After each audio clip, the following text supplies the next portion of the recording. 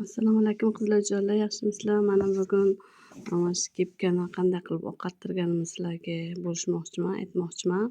Mana qaranglar, qanaqangi chiroyli oppoq qilib qo'ydi. Bunga mana biza mana ersaq, mana ersag'imizni kir yuvish suyuqligini ishlatdim. Shuni mana yerlarda dog'lari bor edi, sarg'aygan dog'lari.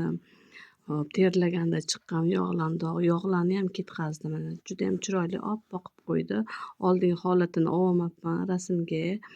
Endi keyingi safar xudo xohlasa do'pposlik qilib ko'rsataman.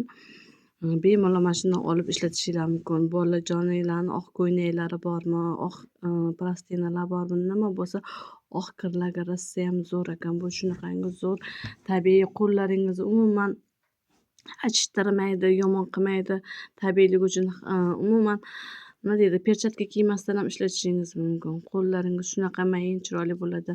Bir kalpochok bemalol bitta kir yuvish mashinasiga solib ishlatsangiz ham bo'ladi. Oq narsalarga, oq sochiqlarga, oq dasturxonlarga juda ham zo'r qilib berar ekan. Mana shunaqangi yomon sarg'ayib ketgan ediki, buni kiyishga odam uyalardi. Chunki men buni oddiy anaqalar bilan, o'zimizni kir yuvish vositalar bilan yuvib ko'rganman. Sariq dog'lar ketmagandi manilarida.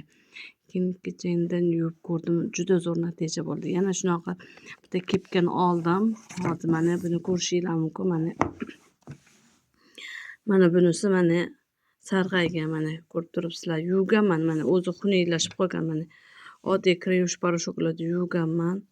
Oddiy emas, shu qimmatroq poroshoklarini yuvganman. Mana ketmagan, sariq dog'lar qolgan, mana yaxshi ketmagan. Mana bemalol bilinib turibdi mana mendagi dog'lari.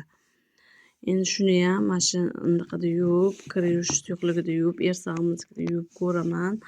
Mana ko'rdinglar, buni ham yuvganimdan keyin natijasini sizlarga albatta ko'rsataman. Mana bemalol shundan olib foydalaninglar. Juda zo'r ekan. Menga yoqdi, hammaga tavsiya qilaman.